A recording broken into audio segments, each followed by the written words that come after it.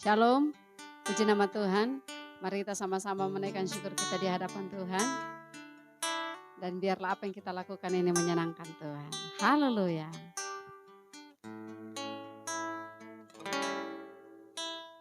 Yesus, kami puja. Kami sembah sebagai Raja. Berdiri di tengah kami, ditinggikan dan dipuji Yesus. Yesus, kami puja. Kami sembah sebagai Raja. Berdiri di tengah kami, ditinggikan dan dipuji. Sembah dan puji penuhi tatamu. Sembah dan puji penuhi tatamu. Sembah dan puji penuhi tatamu. Yesus Tuhan adalah Raja.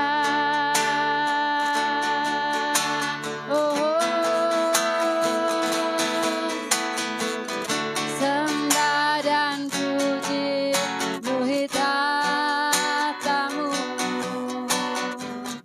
Sembah dan puji penuhi tatamu.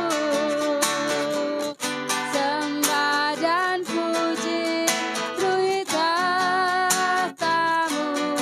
Yesus Tuhan adalah Raja. Mari dengan segenap hati kita naikkan pujian ini. Yesus, kami puja. Kami sembah sebagai Raja. Berdiri di tengah kami, ditinggikan dan dipuji. Sembah dan puji,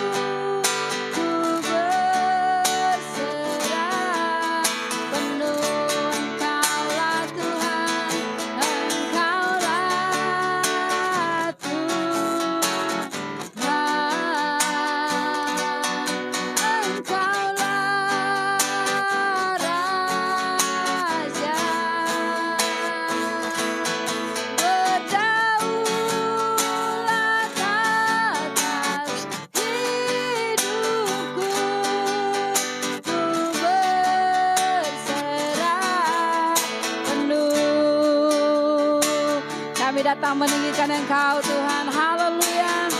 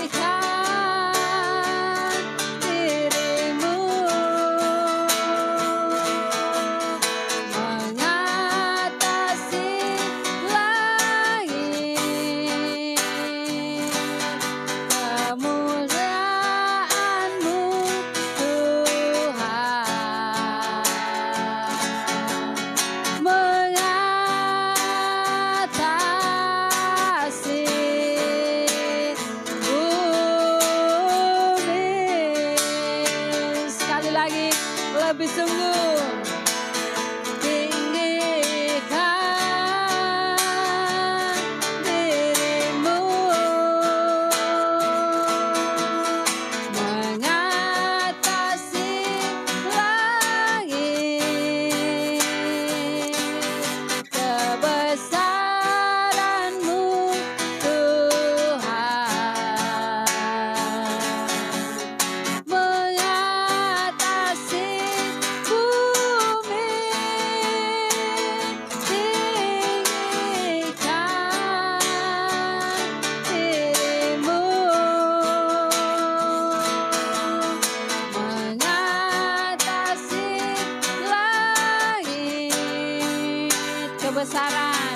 kebesaranmu Tuhan, mengatasi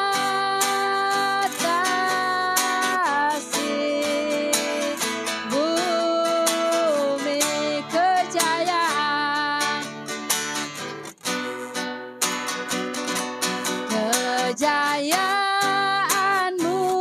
Tuhan, kemuliaanmu Tuhan, kebesaranmu Tuhan,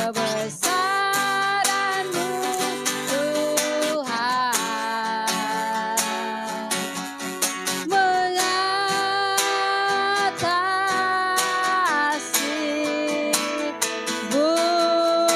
bumi.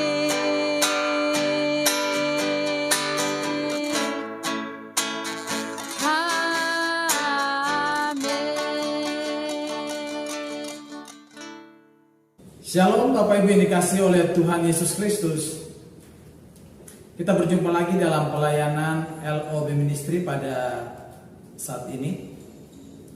Kita bersyukur kepada Tuhan karena kebaikan Tuhan sajalah yang bisa mempertemukan Bapak, Ibu dan saya pada saat ini. Sebelum kita mendengar kebenaran firman Tuhan, mari kita satu di dalam doa minta pimpinan dan tuntunan Roh Kudus agar kebenaran firman Tuhan yang kita renungkan bersama-sama ini boleh menjadi berkat bagi kita semua. Mari kita satu dalam doa. Bapa yang baik, Allah yang kami sembah di dalam nama Tuhan Yesus Kristus, kami sungguh bersyukur dan berterima kasih Tuhan untuk kasih setiamu dalam setiap kehidupan kami Tuhan. Kalau kami ada sebagaimana kami ada, ini semua karena perkenanan Tuhan atas kami. Kami bisa melewati hari berganti hari, bulan berganti bulan, bahkan tahun berganti tahun. Ini karena pertolongan Tuhan dalam kehidupan kami. Engkau Tuhan senantiasa menunjukkan kasih setiamu dalam kehidupan kami Tuhan. Dan di kesempatan hari ini Bapa, kami akan bersama-sama membaca dan merenungkan kebenaran firman-Mu Tuhan. Mari Allah Roh Kudus, Engkaulah yang menjelaskan akan kebenaran firman-Mu ini bagi kami, sehingga kami dapat mengerti dan memahami isi hati-Mu Tuhan.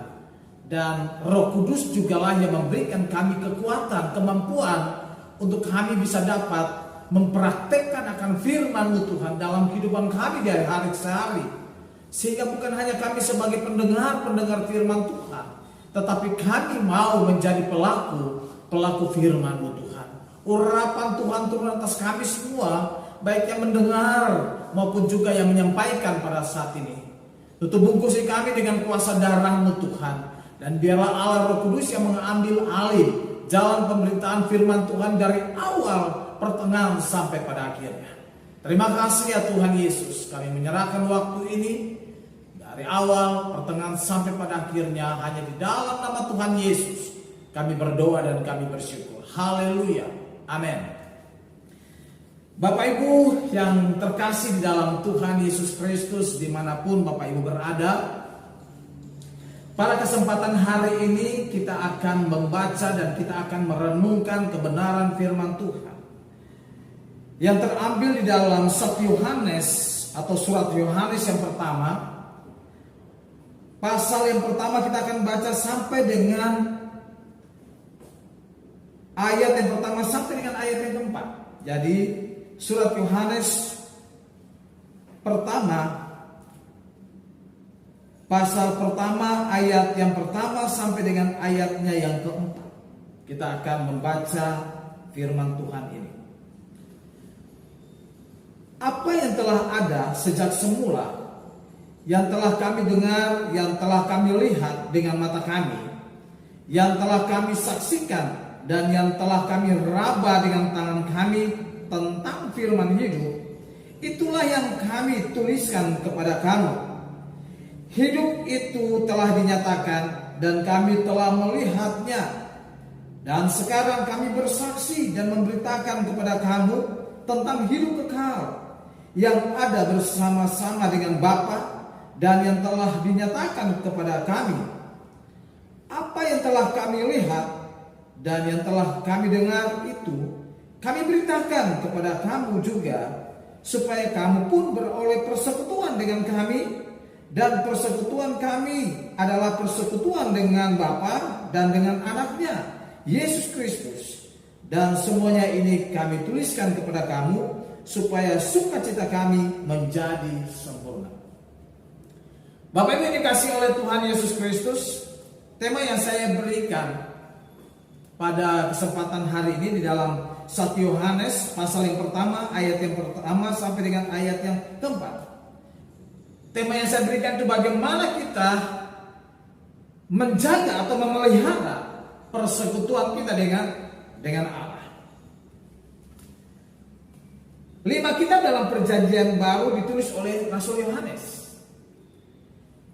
Sebuah Injil, 3 buah surat, dan kitab Wahyu. Jadi persoalan yang paling menonjol yang melatar belakangi penulisan surat ini ialah ajaran palsu mengenai keselamatan dalam Kristus dan cara bekerja di dalam diri orang percaya. Ternyata Bapak Ibu dikasih oleh Tuhan Yesus Kristus, yang melatar belakangi Rasul Yohanes menulis surat ini karena ajaran palsu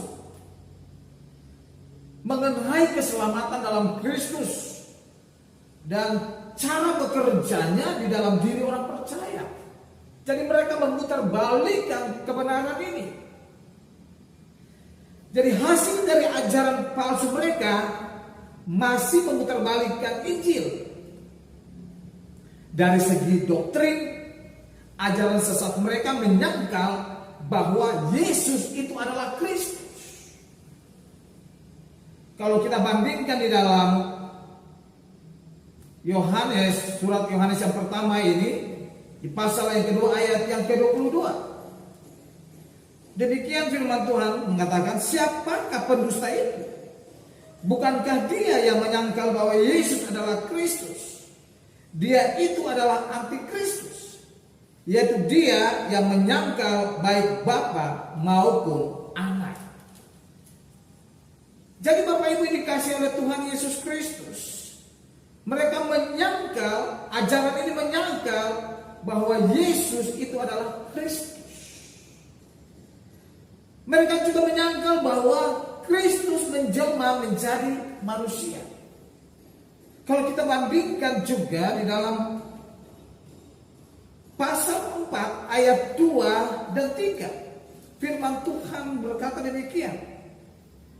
Demikian kita mengenal roh Allah. Setiap roh yang mengaku bahwa Yesus Kristus telah datang sebagai manusia berasal dari Allah.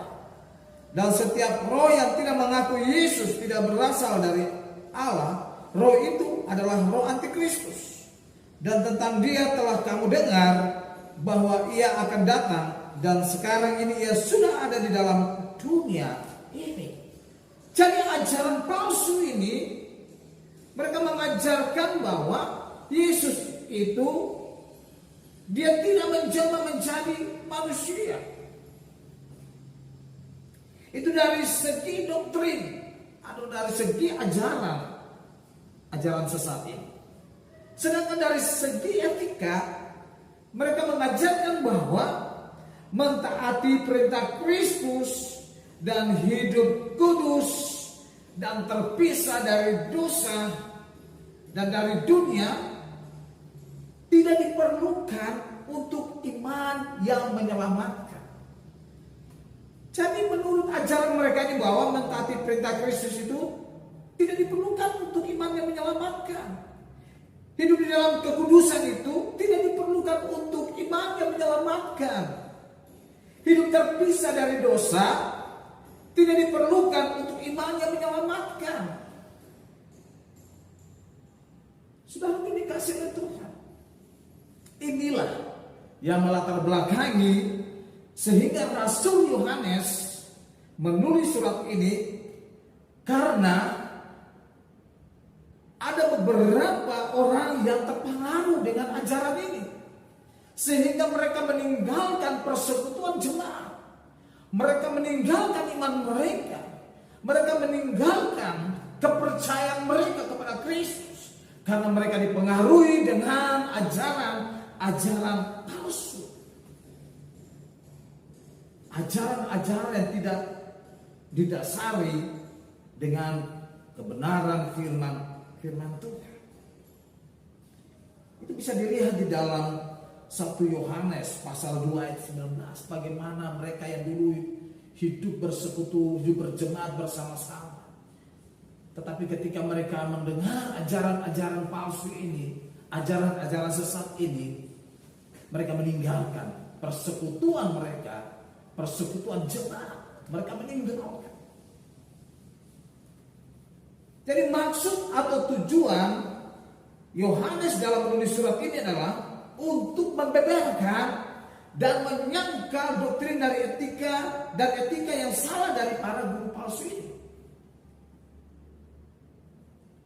Dan maksud tujuan Rasul Yohanes juga menulis surat ini adalah untuk menasihati anak-anak rohaninya agar mengejar suatu kehidupan persekutuan yang kudus dengan Allah di dalam kebenaran, atau mengetahui bagaimana cara mengalami hidup dalam persekutuan yang indah dengan Allah. Bapak Ibu yang dikasihi oleh Tuhan Yesus Kristus, perlu kita ketahui dan kita renungkan, sebagaimana keselamatan yang ada pada kita itu, yang telah diberikan oleh Allah kepada kita itu adalah kekal. Demikian juga hubungan kita dengan Tuhan Allah itu juga harus bersifat yaitu kekal.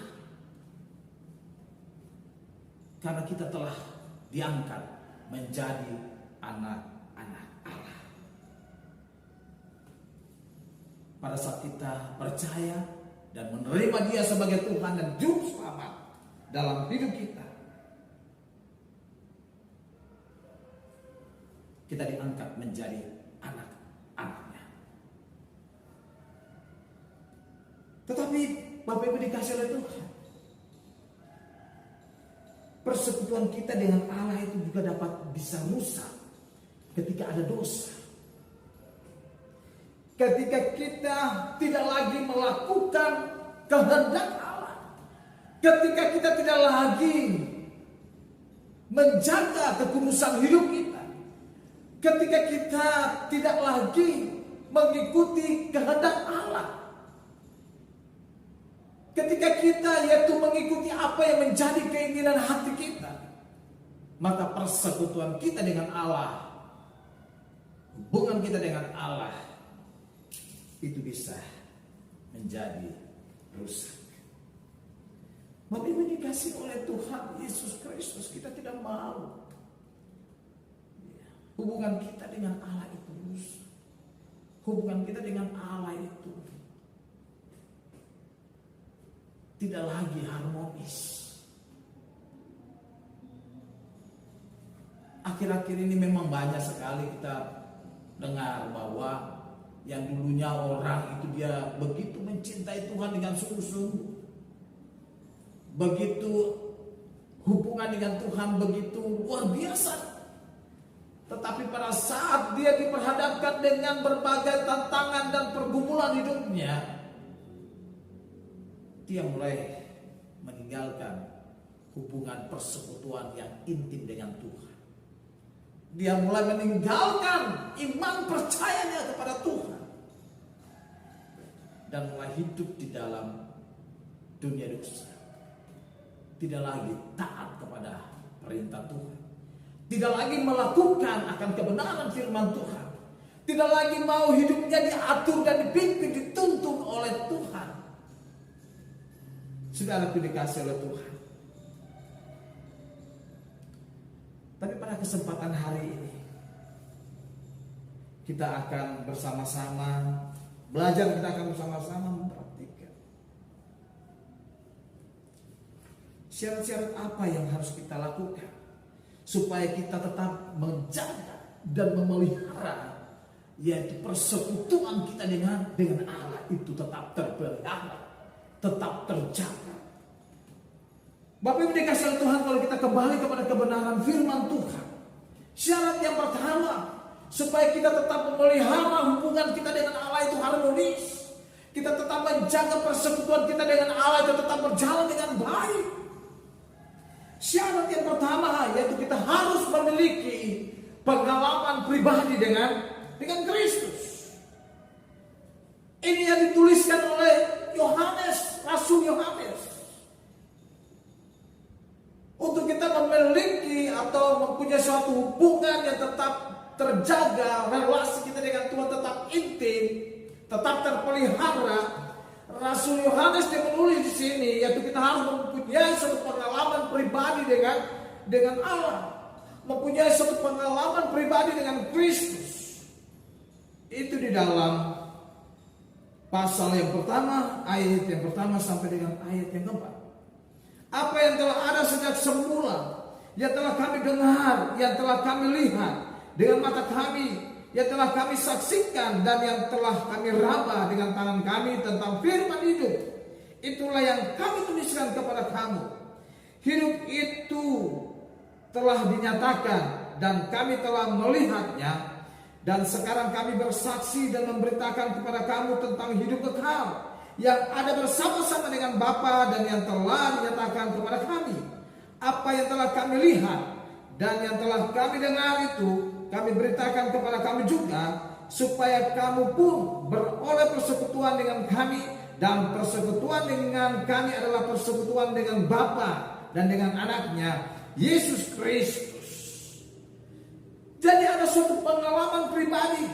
Rasul Yohanes mengatakan ada yang didengar, ada yang dilihat, ada yang disaksikan, dan ada yang diraba tentang firman hidup, yaitu Yesus Kristus itu sendiri yang adalah firman itu. Ada suatu pengalaman pribadi dengan Kristus, sehingga itulah yang diberitakan oleh Rasul Yohanes. Ketika dia melihat, ketika dia mendengar, ketika dia yaitu meraba akan firman itu, ini merupakan suatu pengalaman pribadi dia dengan Tuhan. Dan itulah yang dia beritakan kepada umat Tuhan. Bapak Ibu dikasih oleh Tuhan Yesus Kristus. Saya mengambil suatu contoh. Kami punya teman sepelayanan di gereja kami ini. Dia menanam yaitu pohon anggur. Dan pada suatu ketika anggurnya itu mulai berbuah dan mulai matang dan bisa untuk dipanen. Pada saat itu dia mengajak kami untuk datang memetik atau manen buah anggur itu. Saya bersama dengan teman saya. Saudara dikasih oleh Tuhan Yesus Kristus. Waktu saya mengambil buah itu, memang buah anggur itu warnanya hijau. Ya. Waktu saya mengambil buah anggur itu dan saya makan buah anggur itu, saya bilang sama teman saya, wow, anggurnya ini manis sekali. Tetapi teman saya ini karena dia belum mencoba, dia belum merasakan anggur itu, dia bilang bagaimana manis. Sedangkan buah anggur ini daunnya kan buahnya masih hijau. Saya bilang coba kamu rasakan dulu, coba kamu makan dulu. Dan ketika dia memakan, dia mengambil atau memetik buah anggur itu, dia makan dan dia mengatakan bahwa wow, manis sekali. Jadi ketika dia mengambil dan dia mengecam, dia merasakan buah anggur itu, baru dia bisa berkata bahwa anggur itu manis sekali. Bapak Ibu dikasih oleh Tuhan, demikian juga dengan kehidupan kita. Kita perlu mendengar dan percaya atau menerima firman hidup yaitu Yesus Kristus. Barulah kemudian kita dapat mengalami, merasakan persekutuan yang intim, persekutuan yang indah dengan Tuhan. Tapi kalau kita belum menerima Dia, kita belum mengalami Dia, kita belum merasakan sesuatu yang dari Dia, maka saya percaya bahwa kita tidak akan memiliki suatu persekutuan yang intim, suatu persekutuan yang indah dengan Kristus, karena kita belum mengalaminya. Dan saya pastikan, saya yakinkan orang yang belum punya suatu pengalaman pribadi, dia belum menikmati dan merasakan firman itu dalam hidupnya, itu Kristus dalam hidupnya. Ketika ada tantangan, ketika ada pergumulan, ketika ada persoalan, dia cepat-cepat pasti meninggalkan Tuhan. Dia pasti cepat-cepat meninggalkan persekutuan dia dengan Tuhan. Saya pastikan itu. Saya yakin itu pasti akan terjadi dalam kehidupan orang yang belum mempunyai suatu pengalaman pribadi dengan Tuhan. Bapak Ibu dikasih oleh Tuhan Yesus Kristus. Jadi tujuan pengalaman pribadi itu supaya memperoleh persekutuan dengan Bapa, mempunyai persekutuan dengan anak yaitu Yesus Kristus. Ayat 3. Apa yang telah kami lihat dan yang telah kami dengar itu kami beritakan kepada kamu juga, supaya kamu beroleh persekutuan dengan kami. Dan persekutuan kami adalah persekutuan dengan Bapa dan dengan anaknya. Bapak Ibu yang dikasih oleh Tuhan Yesus Kristus, semua orang percaya berhak memiliki persekutuan yang indah dengan Bapa. Berhak memiliki persekutuan yang indah dengan anaknya yaitu Kristus.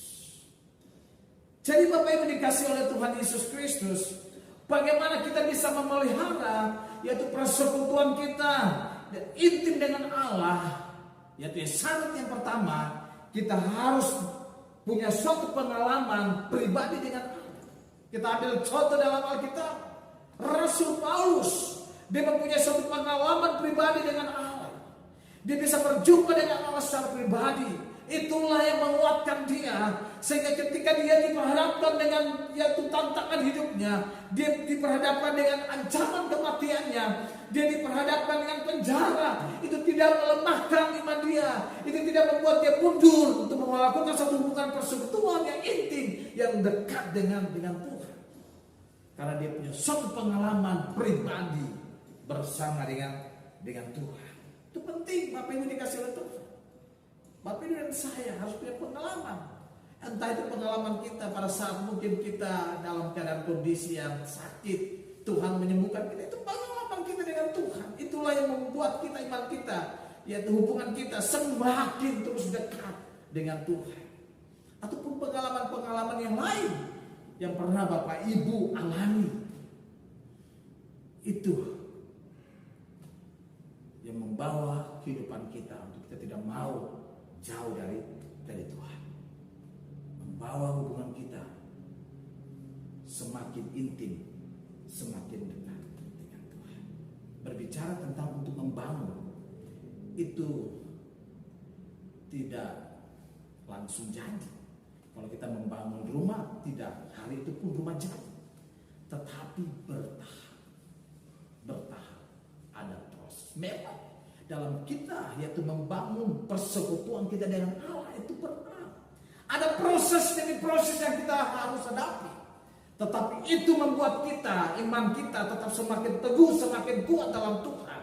Untuk kita tetap menjaga, yaitu hubungan kita, persekutuan kita, itu dengan Allah tetap semakin indah. Itu yang pertama, Bapak Ibu yang dikasihi oleh Tuhan. Sedangkan yang kedua, syarat kedua, Bapak Ibu dikasihi oleh Tuhan, bagaimana kita memelihara persekutuan kita dengan Allah. Syarat yang kedua, Bapak Ibu dikasihi oleh Tuhan, yaitu kita harus berjalan di dalam terang. Hidup di dalam terang. Di dalam 1 Yohanes pasal yang pertama ayat yang ke-5 sampai dengan ayat ke-7. Dan inilah berita yang telah kami dengar dari Dia. Rasul Yohanes mengatakan bahwa inilah berita yang telah dia terima atau yang telah dia dengar dari siapa? Dari Yesus. Dan yang kami sampaikan kepada kamu, Allah adalah terang, dan di dalam Dia sama sekali tidak ada kegelapan. Jika kita katakan bahwa kita beroleh persekutuan dengan Dia, namun kita hidup di dalam kegelapan, kita berdusta dan kita tidak melakukan kebenaran. Tetapi jika kita hidup di dalam terang, sama seperti Dia ada di dalam terang, maka kita beroleh persekutuan seorang dengan yang lain. Dan darah Yesus, anaknya itu, menyucikan kita daripada segala dosa. Jadi syarat yang kedua, bagaimana kita bisa memelihara persekutuan kita dengan Allah itu semakin intim, semakin indah, semakin dekat. Syarat yang kedua yaitu berjalan di dalam terang. Allah adalah terang. Arti terang adalah Allah itu suci. Allah itu suci. Jadi Allah tidak mau bergaul dengan dosa sedikit. Allah tidak mau bergaul dengan dosa sedikit. Allah mengasihi umat yang diciptakan. Tetapi Allah tidak suka dengan dosa. Allah tidak mau bergaul dengan dosa.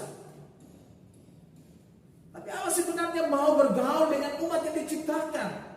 Tetapi karena dosa, kita mengatakan yang menjadi pemisah antara kita dengan Allah itu adalah dosa. Adalah kesalahan kita, kejahatan kita. Jadi Allah tidak ingin bergaul dengan dosa sedikit pun. Jadi kita harus merenungkan.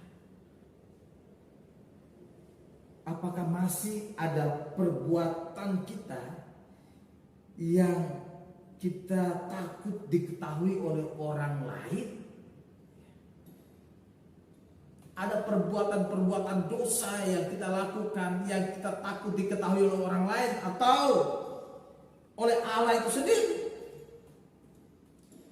Bapak Ibu dikasih oleh Tuhan, Allah itu tahu. Walaupun kita menyembunyikan dosa-dosa kita rapat-rapat, mungkin orang lain tidak mengetahui dosa yang kita lakukan. Orang lain atau orang yang dekat dengan kita sekalipun tidak mengetahui segala kejahatan kita, apa yang kita perbuat. Tapi perlu kita ketahui bahwa Allah itu Maha tahu. Dia tahu apa yang kita lakukan. Dia tahu dosa yang kita lakukan. Bapak Ibu dikasih oleh Tuhan. Karena Allah itu terang, maka di dalam hidup kita tidak ada satupun pekerjaan yang kita lakukan baik secara terang-terangan maupun secara sembunyi-sembunyi yang dapat disembunyikan dari hadapan Allah. Tidak bisa disembunyikan di hadapan Allah. Kita berbuat dosa, orang tua kita tidak tahu. Ya. Kita berbuat dosa, istri kita tidak tahu. Kita berbuat dosa, suami kita tidak tahu. Tapi ingat, apa yang kita lakukan, Tuhan tahu. Saya memberikan satu ilustrasi. Ada sekolah taman kanak-kanak. Ibu gurunya katakan kepada anak-anaknya, kita akan melukis atau menulis tentang Allah. Siapa itu Allah? Lalu mereka mulai masing-masing menulis. Satu murid yang satu dia datang kepada gurunya, guru TK-nya, dia bilang, ini hasil jawaban tentang Allah. Waktu gurunya melihat, dia tulis, oh Allah itu rambutnya, Yesus itu rambutnya panjang. Ya. Lalu murid yang satu lagi datang, Yesus itu memakai jenggot. Ini namanya juga anak-anak, mereka melihat gambar, gambar Tuhan Yesus. Sedangkan murid yang satu juga datang, dia bilang Yesus itu baik. Murid yang satu lagi datang mengumpulkan hasilnya, gurunya kaget karena dia menggambar sebuah mata. Lalu gurunya bertanya kepada murid itu, kenapa kamu menulis menggambar mata? Dibilang bahwa mata Yesus itu melihat di mana-mana. Mata Yesus itu melihat ada di mana-mana. Saudara, dari kasih oleh Tuhan Yesus Kristus, melalui ilustrasi ini kita bisa merenungkan bahwa Yesus itu melihat kita di tempat yang tidak dilihat oleh orang sekalipun. Yesus melihat kita karena mata Yesus, kita mengatakan, menjelajah kemana-mana. Jadi segala sesuatu yang dilakukan oleh manusia di bawah langit ini, Yesus melihat dan Yesus mengetahui. Entah itu dia berbuat baik ataupun dia berbuat jahat, Yesus tahu. Tidak ada satupun yang tersembunyi di hadapan Tuhan. Semuanya terbuka di hadapan Tuhan.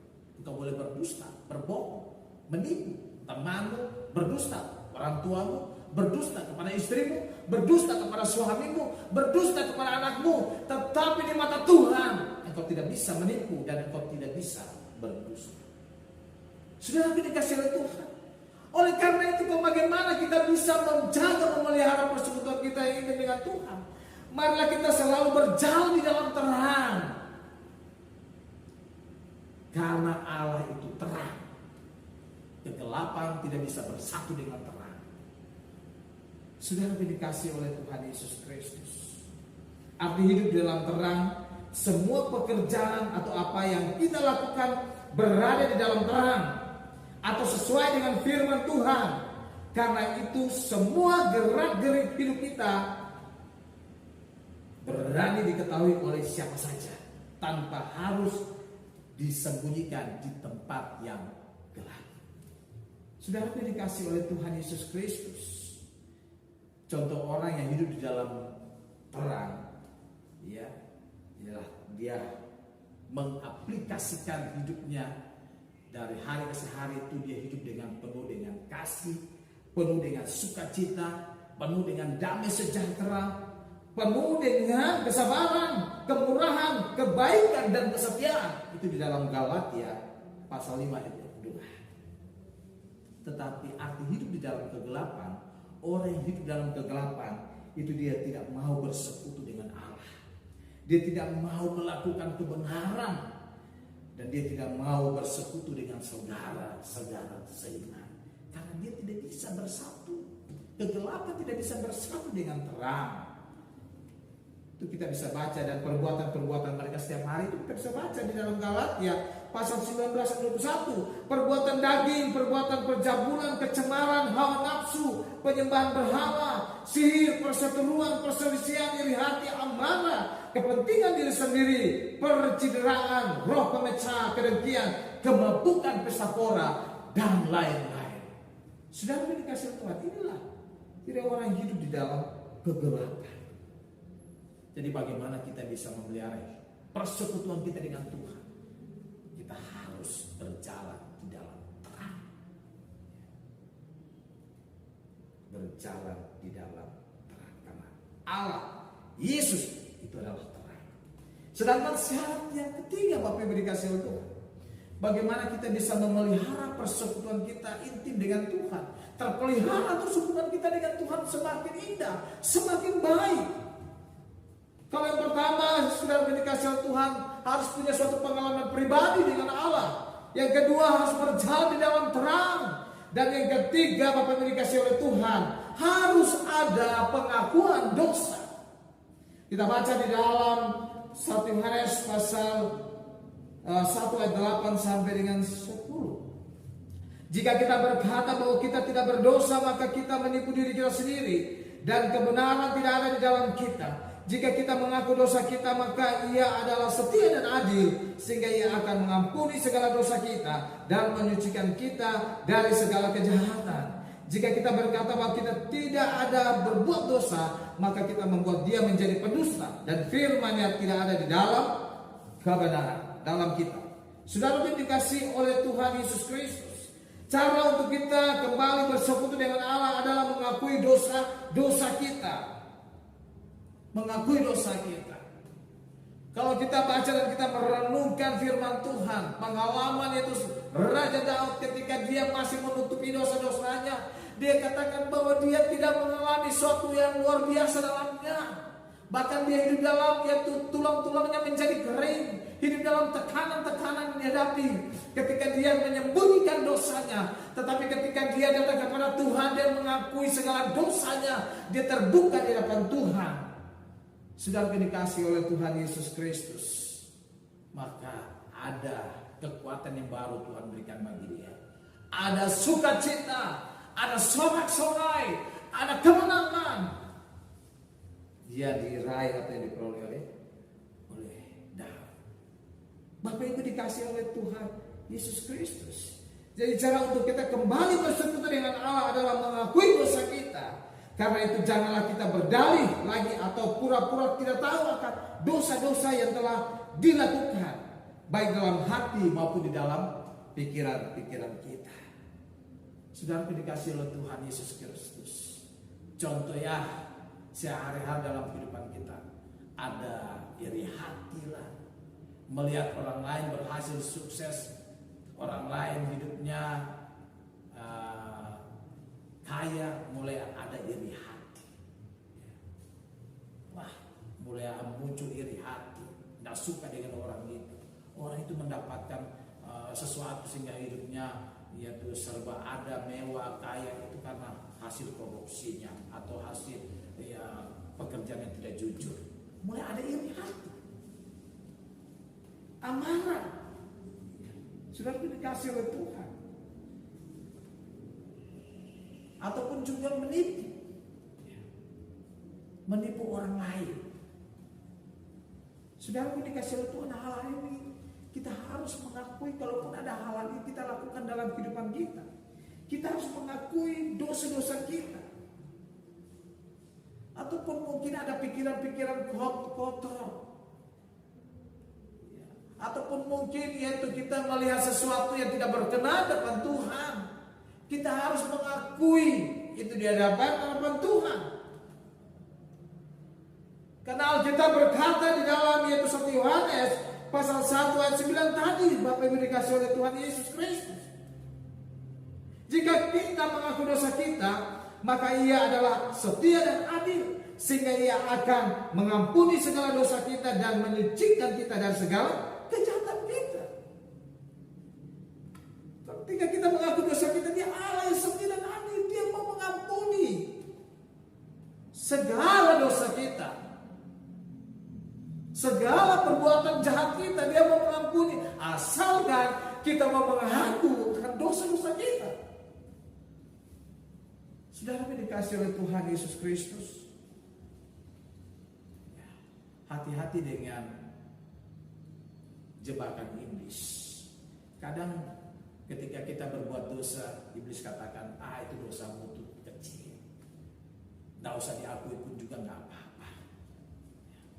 Ataupun ketika kita berbuat dosa, iblis datang, dia berbisik di kuping kita, dia bilangin, dosamu terlalu besar dan Allah tidak akan bisa atau tidak mau mengampuni dosamu. Ingat bahwa semuanya itu datang dari iblis. Karena iblis tidak mau hubungan kita dengan Allah itu kembali dipulihkan. Iblis tidak mau darah Yesus itu kembali menyucikan dan menguduskan kita. Jadi hati-hati dengan bisikan-bisikan iblis ini. Mengaku dosa kita, supaya hubungan kita dengan Tuhan bersembah. Kalau kita masih di dalam dosa, kita tidak bisa punya satu hubungan relasi yang dekat dengan Tuhan. Karena ada sesuatu yang mengganjal kita. Ada dosa yang kita simpan. Sehingga seakan-akan doa kita, penyembahan kita, ataupun apa saja, itu tidak berkenan depan Tuhan. Sudah dikasih oleh Tuhan. Jadi mengakui dosa dan kesalahan kita. Tapi ingat juga, kalau kita berkata bahwa kita tidak berdosa, ini juga datang dari iblis. Itu berarti firman-Nya tidak ada dalam hidup kita. Kalau kita berkata, saya tidak berdosa, firman Allah dan kebenarannya tidak ada di dalam kehidupan kita. Jadi setiap kali kita berbuat dosa, hendaknya tidak mengeraskan hati, tetapi mau mengakui dan tidak melakukannya lagi. Bapak Ibu dikasih oleh Tuhan Yesus Kristus, ingat ketika orang Farisi, mereka membawa seorang perempuan di depan Yesus dan berkata, orang ini telah berzina, perempuan ini telah berzina, dan menurut hukum Musa dia harus terancam dengan batu sampai mati. Tapi Yesus berkata kepada orang Farisi, siapa yang tidak berdosa silakan melempari perempuan ini dengan batu. Tapi tidak ada satupun yang melempari perempuan dengan batu. Akhirnya mereka pergi mengundurkan diri dari Yesus. Dan Yesus katakan kepada perempuan itu, apakah mereka tidak melempari engkau dengan batu? Apakah mereka tidak menghukum kamu? Yesus katakan kepada perempuan ini, aku menghukum tidak demikian. Karena pergilah dan jangan berbuat dosa lagi. Yesus katakan itu kepada perempuan. Jadi Bapak Ibu dikasih oleh Tuhan Yesus Kristus, bagaimana kita bisa memelihara persekutuan kita dengan Tuhan semakin intim, semakin dekat. Apalagi dalam situasi sulit-sulit saat ini. Marilah kita mau mengakui dosa kita di depan Tuhan. Kalau ada kesalahan, ada hal-hal yang tersembunyi di depan Tuhan, kita akui di depan Tuhan, minta ampun sama Tuhan. Jadi Bapak Ibu dikasih oleh Tuhan, ini 3 poin yang perlu kita pelajari. Bagaimana kita memelihara persekutuan kita dengan Tuhan. Yang pertama, punya suatu pengalaman pribadi dengan Tuhan. Yang kedua, hidup di dalam terang, hidup di dalam firman Tuhan, berjalan dalam terang, berjalan di dalam kebenarannya. Dan yang ketiga, mengakui dosa kita. Demikian kebenaran firman Tuhan yang saya sampaikan pada saat ini. Tuhan Yesus memberkati kita. Mari kita satu dalam doa. Bapa, di dalam nama Tuhan Yesus, terima kasih untuk waktu yang Kau berikan bagi kami untuk kami boleh mendengar Engkau berbicara kepada kami melalui kebenaran firman-Mu, Tuhan. Hamba sudah selesai menyampaikan kebenaran firman-Mu. Hamba menyadari penuh dengan kelemahan dan keterbatasan. Roh Kudus, mari Engkau lah yang menerjemahkan lebih dalam lagi kebenaran firman Tuhan sudah sampaikan ini kepada setiap pemirsa atau setiap jemaat-Mu dimanapun mereka berada, sehingga di hari-hari ini, waktu-waktu yang sulit ini, kami tetap memelihara persekutuan kami dengan Tuhan itu semakin intim, semakin dekat lagi dengan Tuhan. Terima kasih Bapak. Terima kasih, berkatilah jemaat LOB Ministry dimanapun mereka berada, atau para pendengar LOB Ministry dimanapun mereka berada. Tuhan berkatilah kehidupan mereka. Tuhan yang menyertai dan melindungi mereka, dan apapun yang mereka lakukan dibuat Tuhan berhasil. Juga berdoa Tuhan untuk mengurus LOB Ministry. Kiranya juga Tuhan memberkati mereka, Tuhan Yesus. Biarlah melalui tayangan pelayanan, melalui LOB Ministry ini boleh menjadi berkat bagi banyak orang. Menjadi berkat di setiap kota, menjadi berkat di desa-desa, dimanapun para pemirsa yang mendengar. Mereka sungguh dilaut dan diberkati oleh Tuhan. Apapun yang dibutuhkan dalam pelayanan ini Tuhan, Engkau memberkati Bapak. Terima kasih ya Tuhan Yesus. Bapak Ibu dikasih oleh Tuhan. Sebelum kita berpisah, mari arahkan hati dan pikiranmu kepada Tuhan. Dan terimalah berkat Tuhan. Kiranya kasih karunia dan damai sejahtera dari Allah Bapa, cinta kasih di dalam Tuhan Yesus Kristus, dan dalam persekutuan yang manis dengan Allah Roh Kudus, kiranya menyertai kita semua, memberkati kita semua, melindungi kita semua, menguatkan kita semua, mulai hari ini terus kekal sampai selama-lamanya. Dalam nama Tuhan Yesus kami berdoa dan bersyukur. Haleluya. Amin.